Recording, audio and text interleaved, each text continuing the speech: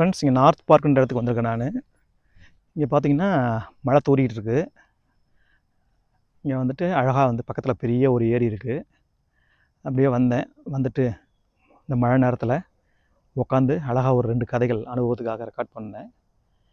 Record பண்ணிவிட்டு அப்படியே நான் எங்கே இருக்கேன்னு உங்களுக்கு காமிச்சிட்ருக்கேன். எல்லோருக்கும் வணக்கம். நான் உங்கள் பிரபாகர். வாழ்க்கை வாழ்வதற்கு சேனலில் கதைகள் பகுதியில் இன்றும் உங்களோட ஒரு கதையை பகிர்ந்து கொள்ள இருக்கிறேன். கதையின் பெயர் பாட்டியும் 4 திருடர்களும். பார்ப்போமா? நான் சின்ன பையனாக இருக்கும்போது நிறையா புத்தகங்கள் படிப்பேன். அதில் நான் படித்தது வந்து மரியாதைராமன் கதைகள்.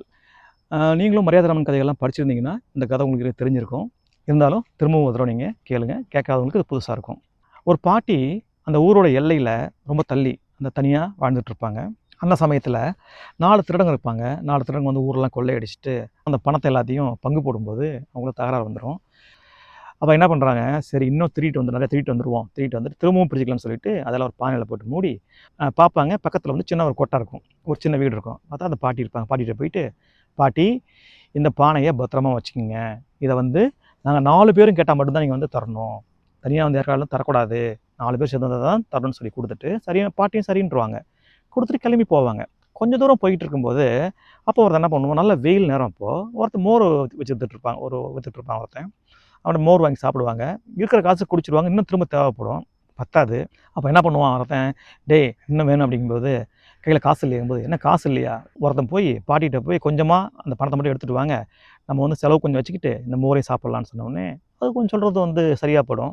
ஒருத்தன் அனுப்புவாங்க. அனுப்பிட்டு அவன் சொல்லுவான், டேய் பாட்டி 4 பேர் மட்டும் தரும், நான் மட்டும் தெரியாது அப்படிங்கும்போது, நீ போ அங்கே போ, அங்கேருந்து எங்ககிட்ட பாரு, நாங்கள் எங்கிட்ட சொல்கிறோம் அப்படின்னு சொல்லணுன்னே அவன் நேராக போயிட்டு பாட்டிகிட்ட போய், பாட்டி அந்த பானையை கொடுங்க அப்படின்னு கேட்கும்போது, என்னப்பா நீ மட்டும் வர, 4 பேர் வந்தாலும் தானே தருவேன் அப்படின்னு சொன்னோடனே, இல்லை பாட்டி வேணா நீ வேணா கேட்டு பாரு, அங்கே நின்றுட்டுருக்காங்கன்னு சொன்னோடனே வெளியே வரும். வந்தவொடனே இங்கேருந்து கையாட்டி, எப்பா கேட்குறான் கொடுக்கலாமா அப்படின்னு பாட்டி கேட்கும். இவனு நினச்சிக்குவாங்க ஏதோ உள்ளேருந்து கொஞ்சம் பணம் மட்டும் தான் எடுத்துகிட்டு வரான்னு சொல்லிட்டு, சரி பாட்டி கொடுத்து அனுப்பு அப்படின்னு சொல்லி இங்கேருந்து சத்தமாக சொன்னோடனே பாட்டி தூக்கி பானையை கொடுத்துருது. பானையை வாங்கிட்டு அவன் எஸ்கேப் ஆகிடுறான், ஓடி போயிடுறான். காத்து பார்க்குறானுங்க, ஆளுங்க வரல. அவளும் டென்ஷன் ஆகி போயிட்டு என்னடா பண்ணு சொல்லிட்டு பார்த்துட்டு நேராக பாட்டிட்ட வரானுங்க. பாட்டிட்ட வந்துட்டு, பாட்டி எங்கே வந்து பணம் வாங்கிட்டு என்ன பண்ண, பணம் கொடுத்து அனுப்பிச்சியா இல்லையா? பணமா, பானையே கொடுத்து அனுப்பிச்சிட்டேன் அப்படிங்க. என்னது பானையை கொடுத்து அனுப்பிச்சியா? நாங்கள் பணத்தானே கொடுக்க சொன்னோம் அப்படின்னு. இல்லைப்பா எனக்கு எப்படிப்பா தெரியும், நீ தான் கொடுங்கன்னு சொன்னீங்க கொடுத்துட்டேன் அப்படின்னு. இல்லை நீ தப்பு பண்ணிட்ட, நீ தான் தரணும்னு சொன்னோடனே இந்த பாட்டி நான் என்ன பண்ணுவேன், அதான் எடுத்துகிட்டு போயிட்டானே அப்படிங்கும்போது நேராக ராஜாட்ட போயிடுவாங்க. ராஜாட்ட போயிட்டு, ராஜா இந்த மாதிரி நாங்கள் வந்து 4 பேரும் தரணும்னு சொல்லிட்டு பானையை கொடுத்தோம், இந்த பாட்டி ஒருத்தனை கொடுத்து அனுப்பிச்சி விட்டுருச்சு, அதனால் இந்த பாட்டி தான் எங்களுக்கு பணம் தரணும்னு சொன்னோடனே ராஜா என்ன பண்ணுவாங்க, விசாரிச்சு பார்த்துட்டு, பாட்டி நீ ஏன் அப்படி பண்ண, ஒருத்தவங்கிட்ட ஏன் கொடுத்த, 4 பேர் வந்து தரணும் இல்லையா, நீ தான் தரணும்னு சொல்லிட்டு திருப்பி வழங்கிடுவார். திருப்பி அந்த பாட்டி என்ன பண்ணுவோம், ஐயோ நான் என்ன பண்ணுவேன், எனக்கு யாருமே இல்லைன்னு சொல்லிட்டு அழுதுகிட்டே தெருவில் புலம்பி போயிட்டுருக்கோம்.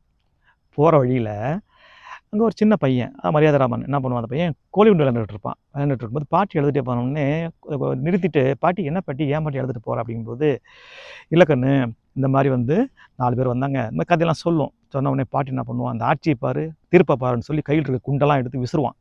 ஆட்சி மண்ணா போட்டுன்னு சொல்லி விசிறினோடனே அந்த பாட்டி பின்னாடியே வந்து சேவகர்கள் இருக்காங்க இல்லையா, அரண்மனை பாதுகாவலர்கள் என்ன பண்ணுவாங்க, இதை கேட்டுட்டு பயங்கர கோபம் வந்துடும். என்னடா ஒரு சின்ன பையன் நம்ம ராஜா திட்டுறான்னு சொல்லிவிட்டு அவனை போய் பிடிச்சிட்டு போய் ராஜாட்ட போயிட்டு, ராஜா உங்கள் திருப்பியே விமர்சிக்கிறான், அவன் கண்ணாப்பண்ணு திட்டுறான் அந்த பையன் அப்படின்னு. ராஜாவுக்கு அவர் கொஞ்சம் எப்பயுமே யோசிச்சு பார்க்குற மனுஷன். அந்த பையன்கிட்ட கேட்குறாரு, என்னப்பா என் தீர்ப்பு என்ன தப்பு கண்டுபிடிச்ச நீ அப்படின்னு கேட்கும்போது, இல்லை ராஜா நீங்கள் பண்ண தீர்ப்பு தப்பு, சுத்தமாக தப்பு, நீ வேறு மாதிரி சொல்லி வந்துருக்கணும் அப்படிமா. அப்படியா என்ன பண்ணுவோன்னு, திரும்ப எல்லாம் வர சொல்லுங்கள் அப்படிமா. அந்த 3 பேர் பாட்டி எல்லாத்தையும் வர சொல்லுவாங்க. திரும்ப அதே மாதிரி அரசவையில் இவன் வந்து அந்த மரியாதைராமன் அந்த பையன் போய் அந்த தீர்ப்பு சொல்கிற இடத்துல இருக்காது, இந்த சேரில் உட்காருவான். திரும்ப ஆரம்பிப்பாங்க, எல்லாம் சொல்லுவாங்க. சொல்லி முடிச்சோன்னே என்ன பண்ணுவான், திருடங்களை பார்த்து, சரிப்பா ஒன்றும் பிரச்சனை இல்லைப்பா, இதில் ஒன்றும் பெரிய விஷயமா தெரியலையே, நீங்கள் 4 பேர் வந்து கேளுங்க.